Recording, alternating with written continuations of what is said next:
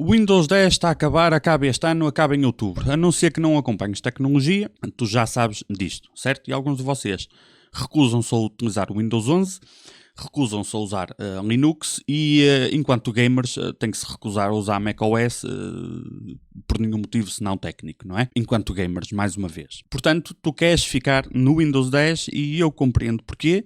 E em certos aspectos eu mesmo concordo que é o melhor sistema operativo atualmente para gamers, mesmo eu não utilizando, estou a utilizar o CachyOS, como alguns de vocês sabem, mas uma coisa é preferir, outra coisa é ser fanboy.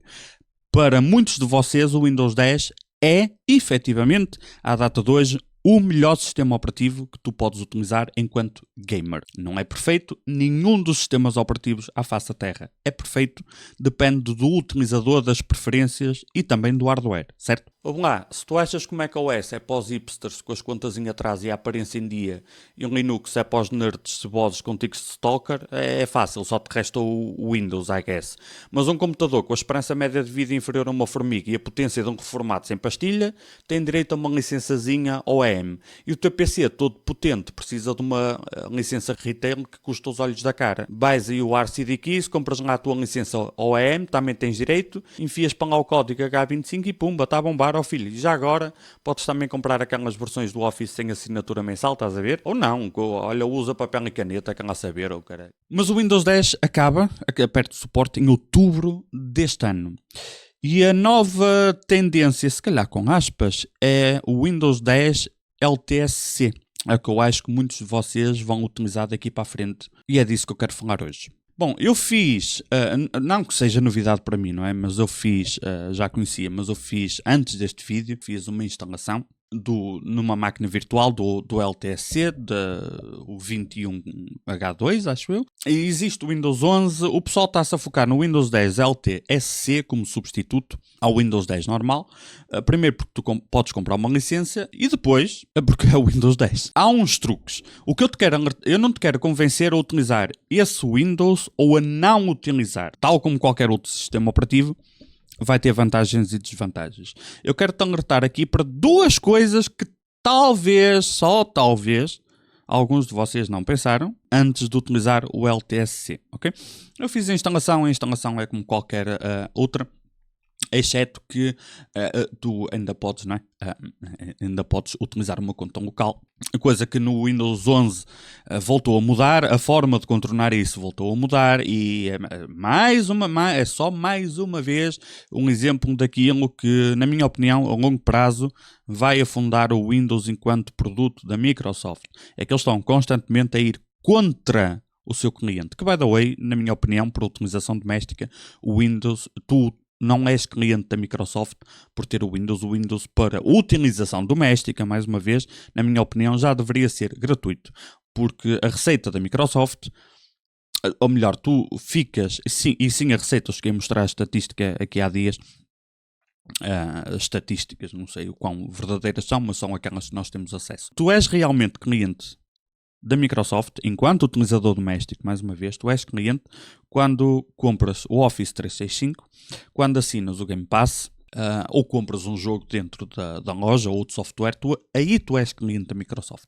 Por teres o Windows, tu não és. Portanto, nós somos utilizadores do Windows, não somos clientes. Nós passamos a ser clientes da Microsoft, segundo as prioridades da própria Microsoft, quando compramos ou assinamos alguns dos seus serviços. É daí que vem a guita, é daí que eles querem que venha a guita e é por aí que eles tentam forçar a toda a força. Por exemplo, tu vês isso, por exemplo, quando tu vais comprar a tua licença do Windows, seja tu podes comprar, como viste já aqui, a passar a publicidade no início, na URCD Keys, podes comprar numa loja normal, entre aspas, não é? O preço é um bocadinho mais alto e a licença é OEM na mesma.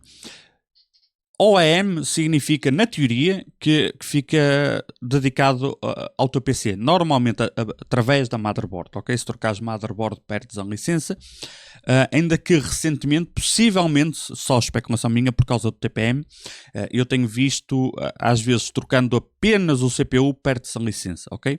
No entanto, se tu utilizares A conta Microsoft, se fizeres login, mesmo tendo uma chave OEM, se tu fizeres login, trocas de motherboard, trocas de processador, de gráfica, trocas a extensão, trocas de casa, trocas de filhos, trocas de país, mas se fizeres login, aparece a opção a dizer eu troquei de hardware e eles migram-te a licença na mesma. Portanto, a Microsoft está-se pouco mais a borrifar. Quanto é que tu pagaste pela licença do Windows?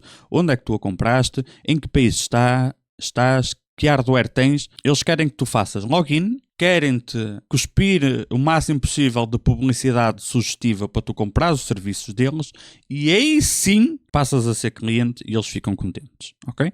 É isso que eles querem. É por isso que eu digo que tu não és cliente da Microsoft quando compras o Windows, porque eu acho que deveria ser gratuito neste momento. Tu és cliente da Microsoft quando eles te convencem a pagar algum serviço. Bom, mas eu instalei o LTSC, processo normal, não conta local, não sei o quê. Fui buscar uma chave, peguei na chave que eu comprei aqui na URCD Keys. Com o código ficou tipo a menos de 10 paus. Dizendo de memória, 9 euros. Não, ficou depois a 10 euros, tenho uma taxinha ou qualquer. 10 euros, essencialmente. Isto sobe e desce. Ativou normalmente, como qualquer outro Windows ativa. Ele realmente não tem nada instalado. O Windows vem tipo maravilha, como muitos de nós gostamos. Não é que o que venha pré-instalado é bom ou mau. É o facto de nos quererem empurrar mesmo que a gente não queira, não é? É mais por aí.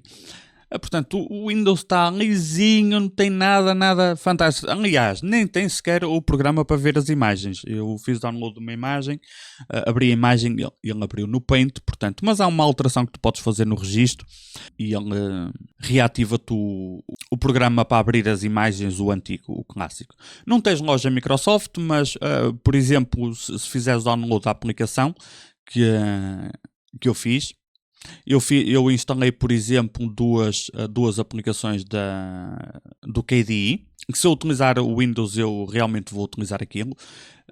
Uma delas foi o Kate, para substituir o Notepad.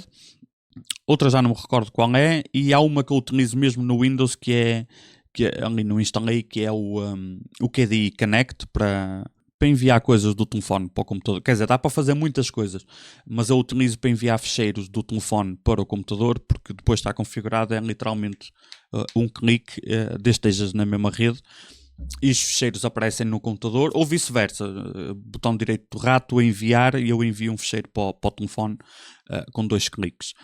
KDE Connect, top, gosto, e funciona através de network, portanto não há serviço de cloud. O fator limitante é a velocidade de upload e download do telefone, essencialmente. Top, gosto muito. Mas instalei para ver como é que era o processo, porque supostamente seria uma app, e apesar de não ter loja Microsoft, ele instalou normalmente, ok? Fiz download, carreguei, instalou. Algumas coisas que tens de ter em conta é que quando tu vais instalar, aparecem 2 versões. A versão, entre aspas, normal e a versão IoT. A versão IoT é suposto ter suporte, não me recordo qual é o mês, mas até 2032, Nossa Senhora, 2032. Mas a outra versão tem suporte só até janeiro de 2027. E se tu comprares uma licença aqui, eu vou abrir outra vez, procuras aqui LTSC. Quando abres aqui LTSC, estou no sítio certo, estou, 2021, ok? Diz aqui que independentemente da instalação que tu tenhas, qual a versão que tu instalaste, depois de ativares a licença, vai ser a versão normal, entre aspas. A versão que acaba em janeiro de 2027. Portanto, se tu estás a utilizar isto para fugir do Windows 11 e para estender o suporte para o Windows 10, estás a passar de outubro de 2025 para janeiro de 2027. Portanto, pouco mais de um ano tens. Não vais ter mais uma porrada de anos. Vais ter um ano e um bocadinho mais. Portanto, é uma solução temporária, ok? Depois, não sei se não haverá, mesmo ainda dentro do período de suporte, se não haverá alguns programas que deixem de dar suporte ao Windows 10, porque supostamente eles já não têm suporte, não é? De forma oficial para a utilização doméstica. Não sei, mas No espaço de um ano é pouco provável, ok? Pouco provável que outros programas deixem de funcionar tão cedo com o Windows 10, que as novas versões deixem de ser compatíveis. Muito pouco provável que aconteça, mas estar atento dá jeito. Mas depois há o último elefante na sala, são a compatibilidade com hardware recente. Porque este Windows 10 é top no sentido em que não é intrusivo. Tu configuras como queres e ele vai ficar como tu queres. Não altera tudo a cada 6 meses e instala mais 15 porcarias. A quantidade de processos era de 100 processos ou o que era a correr de fundo, portanto quase nada. Para um Windows quase nada. Só que ele não tem as otimizações para o novo hardware. Há duas coisas que saltam aqui à vista, que são os Ryzen 3D 9. Os Ryzen 9 3D. E processadores Intel, como por exemplo o 14900, quer dizer, qualquer processador dos mais recentes Intel que tenha diferentes tipos de núcleos. 285K, que nunca existe à venda, está sempre sem estoque, não é? Tens o 265K, que é um processador que eu até gosto, noutros contextos, mas até gosto. Portanto, os processadores Intel que têm núcleos de performance e núcleos de eficiência, e os Ryzen 3D, Ryzen 9 3D. Na teoria podem ser afetados negativamente, e digo na teoria porque é aqui que eu quero explicar, ok? Esta imagem serve. Tens aqui uma CCD, está dividido, ok?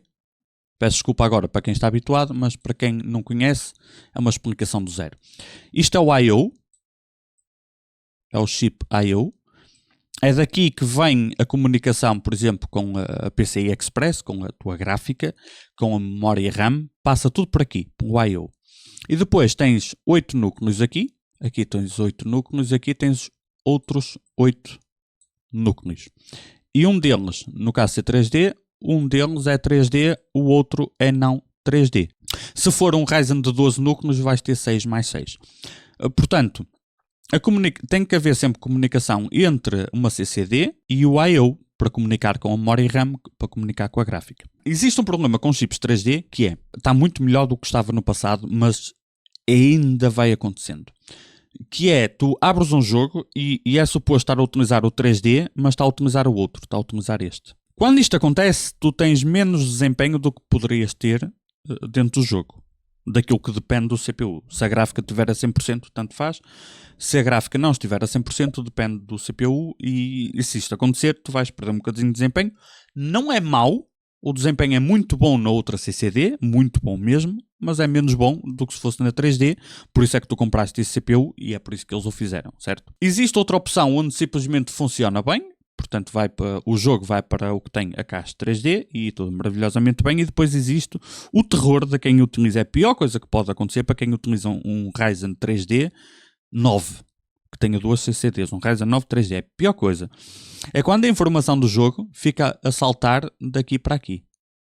Ou melhor, não é daqui para aqui, funciona assim. Vai daqui para aqui, depois vem para aqui, depois vai para aqui, depois vai para aqui, e anda assim. Isto é a pior coisa que te pode acontecer. É quando tu vais notar uma inconsistência no desempenho, umas engasgadas grandes ou pequenas, mas que vão sendo constantes, é quando isto acontece. Ele não sabe o que é que há de fazer, ok? Isto é decidido via software. É tudo uma combinação de BIOS, de driver de chipset, do próprio jogo, a driver gráfica vai interferir, todos os astros têm que se alinhar para isto funcionar bem.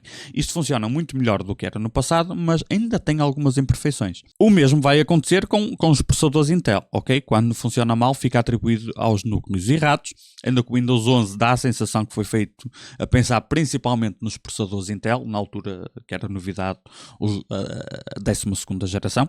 Portanto, esse problema pode ser agravado com o Windows 10, ok? E outras tecnologias, como por exemplo o Direct Storage, não vai ter, mas nem quero entrar por aí, ok? Isto pode ser uma desvantagem para utilizar o LTSC, para além de ele acabar em 2027 e não em 2032. Por outro lado, se tu utilizas um processador desse e queres jogar, se tu utilizas um Ryzen 9 3D ou um processador Intel e queres tirar o máximo partido dos FPS em jogos que dependem do CPU, tu provavelmente já vais precisar deste software. E se tu compraste, por exemplo, o 9950X 3D, não inventes. Compra usa a versão paga, não inventes. Usa a versão paga. Opa, é lifetime, nós sabemos que hoje em dia em software lifetime significa até que nós decidimos que já não vale a pena, é o verdadeiro significado disto em software. No entanto, neste contexto é na base do opa, já compraste o CPU e queres tirar partido dele e de qualquer forma tu não vais usar o CPU lifetime, portanto é provável que tu deixes de usar aquele CPU antes do software deixar de existir, portanto é uma preocupação que aqui na prática, em termos de princípio, é uma preocupação em termos práticos, caga nisso, usa a versão paga, porque tu podes utilizar o gestor de tarefas para obrigar o jogo a correr nos núcleos corretos. Certo? Com esse software tu tens mais opções, é mais fácil de fazer, podes simplesmente carregar num botão e alocar a CCD e principalmente não tens que reaplicar isso de cada vez que reinicias o jogo ou o PC, percebes? Tipo, ele memoriza, este software é fantástico para esse propósito. Portanto, se utilizas um processador dos novos Intel ou estes, com os núcleos todos ativados, à partida vai-te dar jeito usares o processo laço, usares e usa a versão paga, sugiro realmente. Portanto, meio que o problema é um problema que existe e meio que desaparece porque é menos provável que tenhas o problema com o Windows 11 de alocar os núcleos errados. É menos provável, mas vai acontecer dependendo do jogo na mesma. E dependendo da driver de chipset atual, e se é uma quarta ou uma quinta-feira, depende de vários fatores. O outro problema, essa é que é a parte chata. O outro problema que acontece é tu pôres o teu jogo a funcionar nos núcleos corretos, nem que precises de software, é fácil. O problema é quando todas as outras tarefas que estão a correr no PC se misturam e vão para os núcleos que têm caixa 3D. Aí é que há uma... Porque tu podes, com isto, fazer o que tu quiser. Podes pôr... Com esse software, tu podes pôr tudo na outra CCD e deixar a outra só para o jogo. O problema é... Uma coisa é tu dizeres que o jogo tem que correr naqueles núcleos. Outra coisa é tomares conta de todos os outros serviços que estão a correr de fundo. Essa é a parte chata. Portanto, com o Windows 11 tu podes ter esse problema, com o Windows 10 LTC é mais provável ainda que tenhas esse problema. Portanto, podes simplesmente ignorar e o desempenho é menor, mas é um bom desempenho na mesma. Em muitos casos vai ser mais consistente o desempenho e o próprio Windows é mais leve e tu notas no input. O Windows 11 só que está horrível. Pode simplesmente ignorar e utilizar. Em muitos casos vai ficar melhor, um ou outro vai piorar, ignoras. Ou utilizas um Ryzen que não seja 3D, mesmo que seja de 16 núcleos. Aliás, uma forma, por exemplo, no Windows 10, isto é muito pouco ortodoxo, mas resulta bem. Uma das coisas que existe é os núcleos preferenciais, porque uns são melhores que os outros. E entre o Windows e o jogo, eles estão sempre a ver o que é que... Há uma forma. Tu podes ativar essa opção na BIOS, ou podes fazer da seguinte forma. Podes criar um clock fixo nestes CPUs, nem que seja por CCD, porque há sempre uma CCD que é melhor que a outra. E metes um clock fixo. Imagina 5.4 numa CCD, 5.2 noutra. Fixo. Acabou esse problema. Quaisquer que sejam os núcleos que sejam atribuídos a determinada tarefa, o desempenho vai ser muito próximo. Não existe uma variação constante de clock, do núcleo está a dormir, agora tem que acordar, agora está no núcleo 3, agora vai para o 6, mas agora o 6 está ocupado com outra coisa, vai para o 4, mas o núcleo preferencial neste é no 3, só que o 3 está ocupado, portanto vamos desocupar o 3. Metes clock fixo nos 16 núcleos, ou 8 mais 8, e esse problema meio que desapareceu e tens, independentemente de teres mais ou menos FPS, tens um desempenho mais consistente. Isto resulta muito bem nestes Ryzen com duas CCDs mais Windows 10, resulta muito bem. O desempenho nem sempre aumenta, às vezes até baixa um bocadinho, mas a consistência muitas vezes melhora, ok? Não é a melhor forma de utilizar, é uma das possíveis formas de utilizar e em alguns casos traz bons resultados. Maioritariamente é assim que eu utilizo o meu Ryzen 9 também, com clock fixo. De cada vez que eu estou sempre a fazer experiências, conforme saem updates ou outros softwares ou whatever. Eu gosto de fazer experiências, portanto eu mudo constantemente para fins de experiências e testes, mas como eu gosto mais de utilizar no dia a dia, é tanto em Windows como em Linux, é um clock fixo e um clock fixo. Beijinhos à prima. Tchau, tchau.